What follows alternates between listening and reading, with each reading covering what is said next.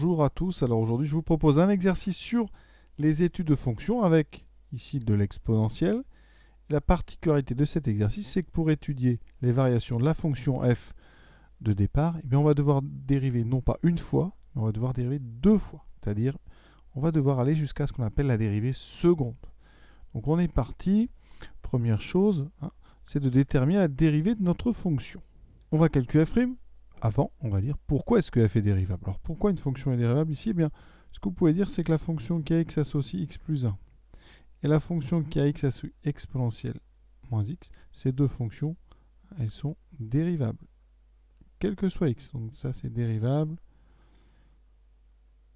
sur R. Et comme après, dans f, on a un produit et qu'on ajoute moins x plus 1 qui est une fonction affine, et oui, donc f est dérivable. Et donc, c'est comme somme et produit de fonctions dérivables. Donc, somme et produit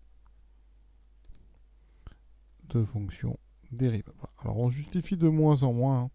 Souvent, d'ailleurs, au bac, on admet que la fonction est dérivable. Voilà. Juste comme on pourrait l'expliquer simplement, vous avez ici donc un produit de deux fonctions qui ne pose aucun problème de dérivation, le produit non plus, et vous ajoutez un polynôme. Maintenant, on va passer à la dérivation. Alors, pour dériver, je crois que le meilleur moyen, c'est donc de remarquer que f, c'est u de x fois v de x moins x plus 1. Alors, moins x plus 1, ça se dérivera très simplement.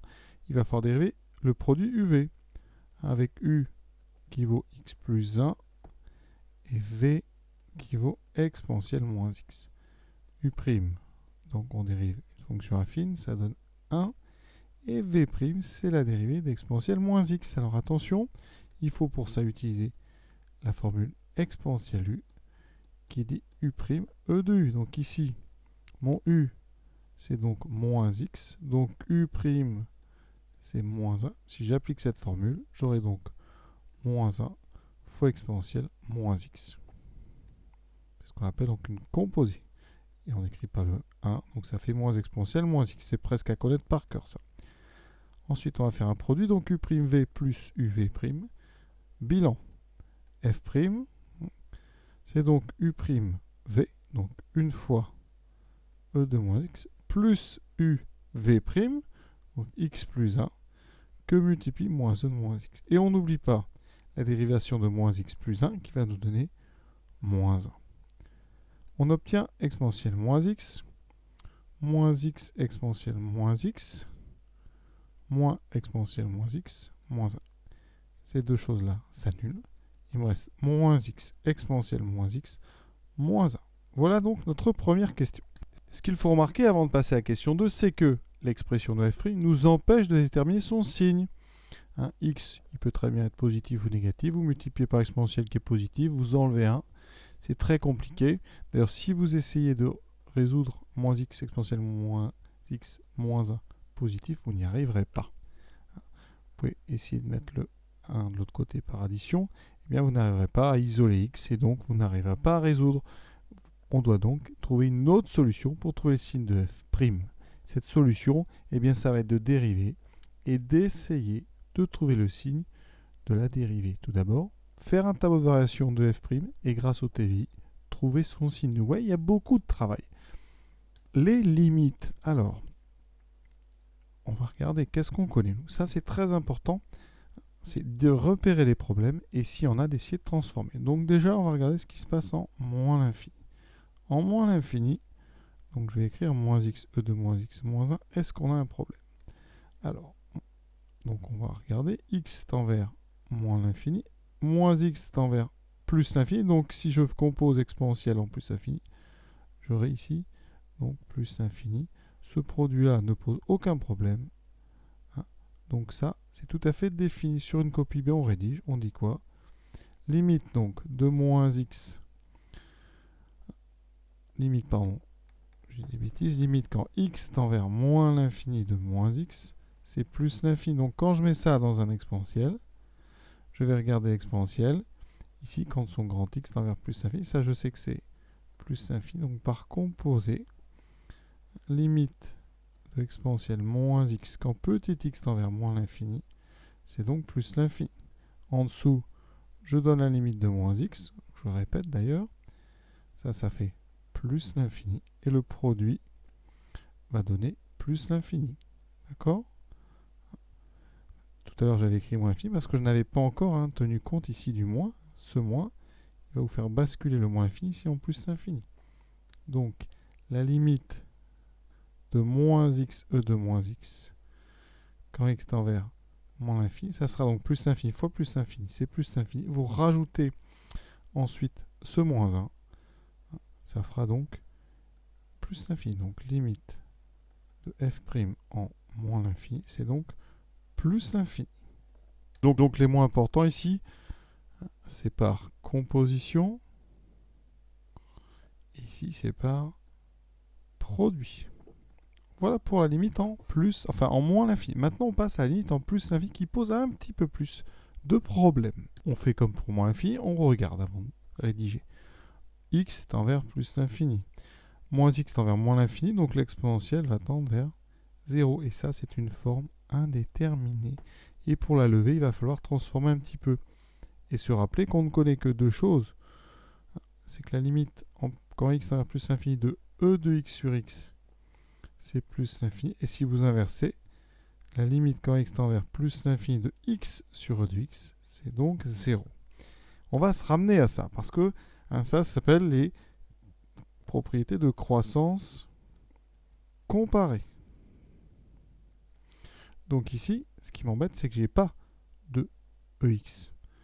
Donc je vais faire apparaître. Et comment on fait ça? On sait que, et ça c'est très important, pour tout x réel, exponentielle moins x, on sait que c'est 1 sur exponentielle x. Et ça va être très important ici. Vous voyez, je vais écrire donc moins x sur e de x, moins 1. Maintenant, cette indétermination que j'avais, eh bien ici, elle est levée parce que ça, d'après le cours, ça tend vers 0. Et donc on a terminé. On dit donc limite de x sur e de x égale 0 quand x tend vers plus l'infini. Entre parenthèses, vous écrivez croissance comparée. Et ensuite par addition. Donc la limite quand x tend vers plus l'infini de f' de x, c'est donc, alors il y a un moins ici fois une limite qui est 0, donc il restera le moins 1, donc c'est moins 1. On va le noter, la limite donc de f' en plus l'infini, c'est moins 1. Et maintenant, on va se laisser guider. Alors f' est tout à fait dérivable, produit et somme de fonctions dérivables. Et f seconde, donc, eh bien pour le dérivé, ça va être un produit. C'est le produit u fois v moins 1, avec un u cette fois-ci, vous voyez, qui est moins x. Et un v qui est toujours moins exponentielle moins x. Non, je ne vais pas mettre, pardon, j'ai mis un moins, il n'y a pas de moins. Et v de x, c'est e de moins x. D'accord, on a bien le produit qu'on a ici. J'ai besoin de u', qui sera donc moins 1, la dérivée de moins x, et v', comme tout à l'heure, moins e moins x. Et j'aurai donc u'v plus uv'. Le moins 1 va disparaître en dérivant. F seconde sera donc moins 1 fois exponentielle moins x plus moins x fois moins exponentielle moins x. Ce qu'on peut faire, c'est d'abord enlever les parenthèses. Donc moins fois plus, ça fait plus x e de moins x. Et on peut factoriser par exponentielle moins x. Et on aura dans les parenthèses donc x moins 1. Ça, c'est un... On sait que, quel que soit grand x réel, on sait qu'exponentielle grand x est strictement positif. Donc ici, exponentielle moins petit x est strictement positif, quel que soit donc x. Alors ça, c'est le symbole, quel que soit x, appartenant à R. Ou alors pour tout. Le tableau. Alors, le signe de x-1, x-1 c'est une fonction affine. Donc, on va faire un tableau. Vous allez, le tableau va être très grand.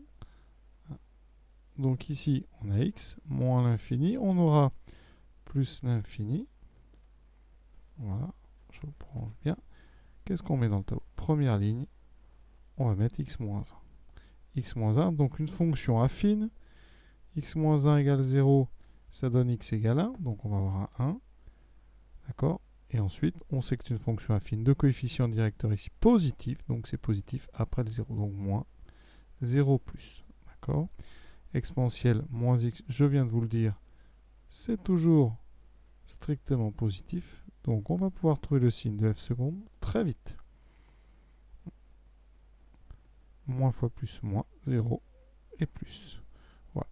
Et maintenant, on va pouvoir trouver les variations de f', parce qu'on a le signe de sa dérivée. F seconde, c'est la dérivée de f'. Donc ici, on sait, eh bien, quand une fonction a une dérivée positive sur un intervalle, elle y est croissante. Une dérivée négative, la fonction y est décroissante. Et on va maintenant remplir la valeur de ce minimum. Donc je calcule, on remplace dans l'expression donc de f', ici, moins x2 moins x moins 1, ce qui me donne moins 1 e2 moins 1 moins 1. Alors ça fait moins 1 divisé par e moins 1. Je rappelle que e moins 1, c'est 1 sur e. Donc ici, ce nombre-là, je vais l'écrire ici, moins 1 sur e moins 1. On va compléter le tableau avec les limites qu'on avait trouvées. F' en moins l'infini. Ici, c'est donc plus l'infini. Et f' en plus l'infini, c'est moins 1. Et maintenant, bien, on va réfléchir comment trouver le signe d'une telle fonction. Et une fois qu'on aura trouvé ça, on pourra compléter, rajouter une ligne donc dans ce tableau avec ici f seconde. Et pour une fois, on va détailler. Donc là, je vais mettre variation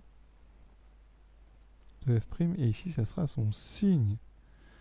Donc je vais être maintenant en recherche du signe de f' à partir de ce tableau. Donc si on regarde bien, de plus l'infini, ici, on va descendre jusqu'à moins 1 sur e, moins 1, qui est négatif. Donc, intuitivement, vous comprenez bien qu'il y aura ici un endroit où la fonction va s'annuler, la fonction f'. La preuve de cette chose-là se fera avec l'utilisation du corollaire du théorème des valeurs intermédiaires. Ensuite, de 1 à plus l'infini, eh bien, on aura une fonction strictement croissante avec ici donc un maximum qui est... C'est pas un maximum, c'est une limite, hein, mais vous aurez donc un intervalle 1 plus l'infini sur lequel la fonction va être toujours plus petit que moins 1. Et donc, elle ne peut pas s'annuler. Ça veut dire que le signe, eh bien, on va pouvoir en déduire très vite le signe. Ici, alpha, c'est l'endroit où f' va s'annuler. Et vous voyez qu'en fonction de la forme, de moins l'infini à alpha, eh bien, on sera sur une zone où f' est positive.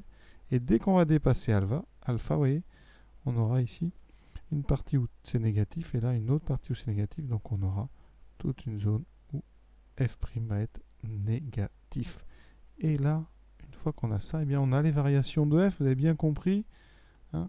Là, avec ça, je vais trouver les variations de f', qui sera donc croissante, puis décroissante. D'accord?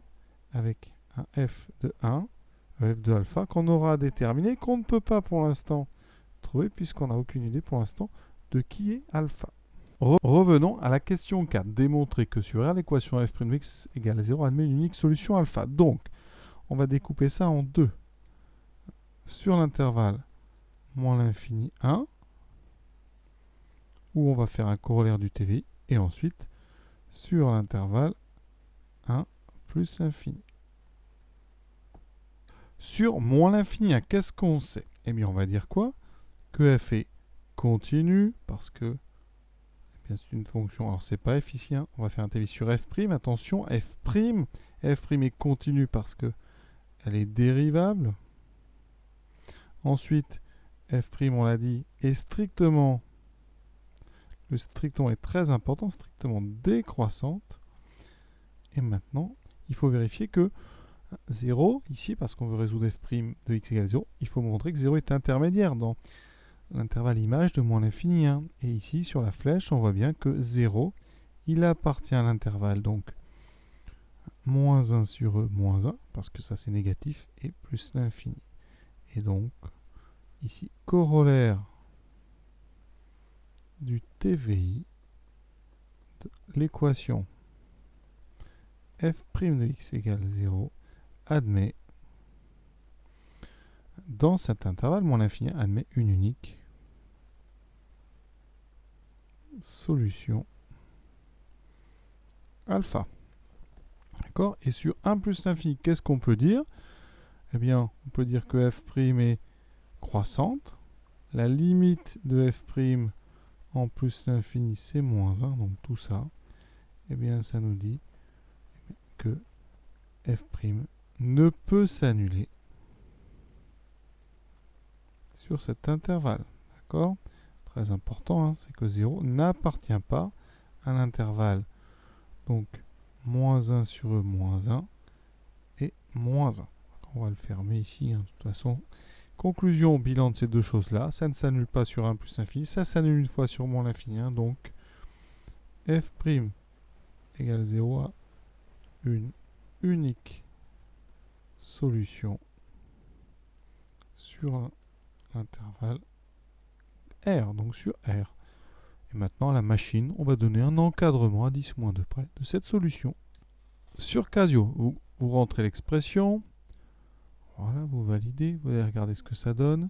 Si votre repère n'est pas bien, ben vous repartez sur un repère standard. Voilà, moins 10, 10. Je trace. Vous voulez savoir où est-ce que ça fait 0. Vous voyez, on le voit ici. Hein. Pour ça, gsolve. Vous utilisez route. Et c'est déjà fini. Ça s'annule vers moins 0,567. Donc, si on fait à 10-2, on est entre 0,56 et 0,57. Alors, comme il y a un moins, faites attention, c'est entre moins 0,57 et moins 0,56. Donc, on va l'écrire. Je vais écrire ça là. Entre donc moins 0,57 et moins 0,56. Sur une Texas maintenant, donc on va dans f de x, on rentre l'expression, donc ici c'est f'. Vous allez donc maintenant faire une courbe, et ce qu'on demande c'est quand est-ce que ça vaut 0. Donc ici, calcul, c'est donc f4, seconde f4, et vous indiquez 0, ça vous donnera l'endroit où f de x vaut 0. Ici on trouve, alors il faut mettre votre première petite croix avant l'endroit où ça vaut 0, la deuxième après. Vous validez et vous aurez le 0 qui est entre 2 en moins 0,567. Donc c'est bien ce qu'on avait trouvé. Hein. D'accord? Rapidement, pour ici donc le maximum de f, vous rentrez son expression, vous allez dans graphe, voilà, vous allez dans calcul, alors seconde, pardon, calcul, et vous mettez ici un maximum, vous mettez 4. Vous indiquez borne gauche, donc vous mettez ça juste à gauche de votre sommet, donc on est par là. Vous décalez à droite du sommet et vous validez. Et une deuxième fois. Et vous trouvez moins 0,56 et le maximum, c'est à peu près 2,33. Donc c'est exactement ce qu'on avait trouvé. Voilà. Il nous reste donc maintenant la dernière question, la recherche des limites pour que ce tableau soit complet. Alors avec les courbes des calculatrices, hein, vous pouvez changer un petit peu la fenêtre. Hein, on va regarder déjà, par exemple, jusqu'en 10. Voilà. Et vous voyez, qu'est-ce qu'on peut imaginer? C'est qu'en moins l'infini, ça va très bas, donc ça sera moins l'infini. Et ici, hein, on ne voit pas trop la limite là. Donc pour l'instant, c'est pas évident. Donc on va aller jusqu'à 100. Hein, et on va regarder un petit peu. Voilà, graphe. Qu'est-ce qui se passe? Et vous voyez que ça a l'air d'aller vers moins l'infini aussi. Donc on doit trouver moins l'infini, je pense, et moins l'infini. On est parti pour nos calculs de limites. Ce sont, pour f de x, des limites qui ne vont pas être très faciles à déterminer. Dernière question, déterminer les limites de f en moins l'infini et plus l'infini. Alors on va commencer par le plus facile des deux, je vous propose de commencer par plus l'infini. Pour faire des limites, il faut bien regarder avant de commencer à rédiger. Donc sur un brouillon, hein, ou comme ça, hein, de tête, il faut être capable déjà de voir s'il y a des problèmes. Donc ici, x tend vers plus l'infini. Donc notre x plus 1 tend vers plus l'infini. L'exponentielle moins x. Alors moins x, ça tend vers moins l'infini, puisque x tend vers plus l'infini. Donc je regarde l'exponentielle en moins l'infini. Ça veut dire que ce deuxième facteur ici, il va tendre vers la limite d'exponentielle en moins l'infini, c'est-à-dire 0. On a donc ici un produit plus l'infini fois 0 hein, en limite. Ça, c'est une forme indéterminée. Et après, en plus, on a un deuxième morceau, moins x plus 1, qui tendra vers, ici, moins l'infini. Alors, les formes indéterminées avec exponentielle, il y en a deux hein, dans le cours qui sont détaillées. C'est ce qu'on appelle les croissances comparées. Et en plus, l'infini, hein, on en a une, c'est exponentielle x sur x qui tend vers plus l'infini. Vous avez la même qu'on inverse, qui est x sur exponentielle x, qui donnera 0. Ça, c'est les deux en plus l'infini. Donc ici, notre exponentielle, hein, il y a un moins x. Donc, moi, ce que je vous propose, qui marche assez bien dans la plupart des cas, c'est de transformer l'exponentielle moins x et d'utiliser la formule que je vous rappelle en haut, quel que soit x appartenant à R, exponentielle moins x, c'est 1 sur exponentielle x. Donc x plus 1 exponentielle moins x plus 1, on va le transformer. Je vais donc ici mettre l'exponentielle moins x dessous. Et ensuite, on a une fraction ici, et on va la séparer en deux. Ça donnera x sur e de x plus 1 sur e de x moins x plus 1. Et on va regarder un petit peu maintenant. Là, vous avez 4 termes, et on va les regarder un par un. X sur e de x. En plus, l'infini, je viens d'en parler. C'est une croissance comparée. Ce terme tend vers 0. 1 sur e de x. Alors là, c'est facile. E de x tend vers plus l'infini. Ça aussi, ça tend vers 0. Ouais, on a résolu le problème. Il reste moins x moins 1. Et moins x moins 1, ça tend vers moins l'infini. Voilà. Sur votre copie, eh bien, vous allez rédiger ces 3 flèches ici. Donc, une fois que vous aurez transformé, vous dites limite de x sur e de x est égal, donc en plus l'infini, ça c'est important, c'est égal à 0, entre parenthèses, croissance comparée. Ensuite, limite de 1 sur exponentielle x, c'est 0, pas la peine de détailler. Et vous dites limite donc de moins x plus 1, quand x tend vers plus l'infini, ça fait moins l'infini. Et là, par somme, la limite donc de notre expression, donc c'est f, ça sera moins l'infini. Et ça correspond à notre tableau de variation. Maintenant, on va regarder la limite en moins l'infini. Et on va procéder de la même façon. D'abord, on regarde. Toujours regarder, localiser les problèmes, s'il y en a, avant de se lancer dans de la rédaction. Alors ici, on est en moins l'infini. Donc x plus 1, ce terme-là tend vers moins l'infini. Pas de problème. Moins x, cette fois-ci, ça tend vers plus l'infini. Donc quand on met ça dans l'exponentielle, on regarde l'exponentielle en plus l'infini. Donc là, cette fois-ci, ce produit n'est pas indéterminé. Hein, ça fera moins l'infini en termes de limite. Par contre, le souci, c'est qu'on va ajouter moins x plus 1 qui tend ici vers plus l'infini. Donc là, on a une forme indéterminée par addition. Donc il faut encore une fois transformer. Et quand on débute sur les exponentielles, c'est bien, encore une fois, de transformer cette exponentielle moins x et de le mettre dessous.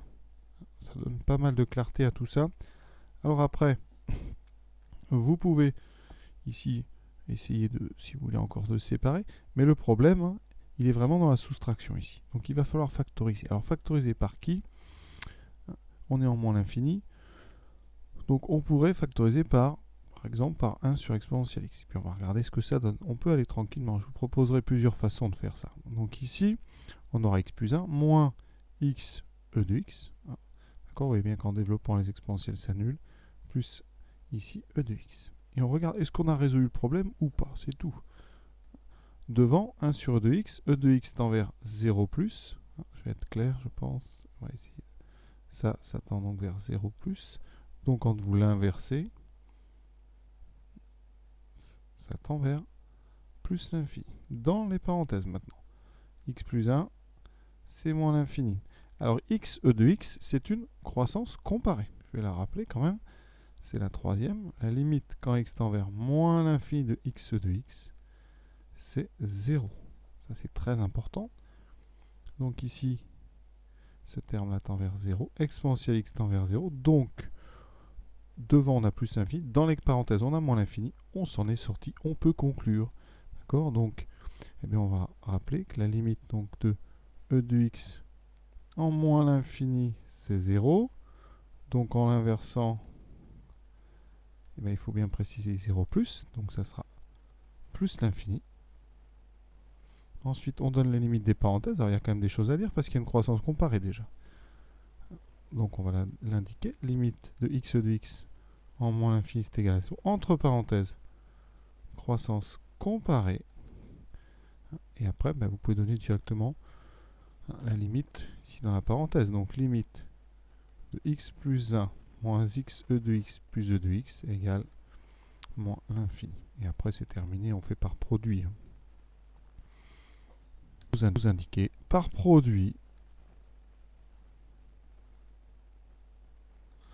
limite de f en moins l'infini, et donc égal à plus l'infini fois moins l'infini, c'est moins l'infini. Et ça correspond aussi à notre tableau de variation. Donc là, j'ai factorisé, vous voyez, par 1 sur e de x. Alors, je vais vous proposer d'autres factorisations pour voir.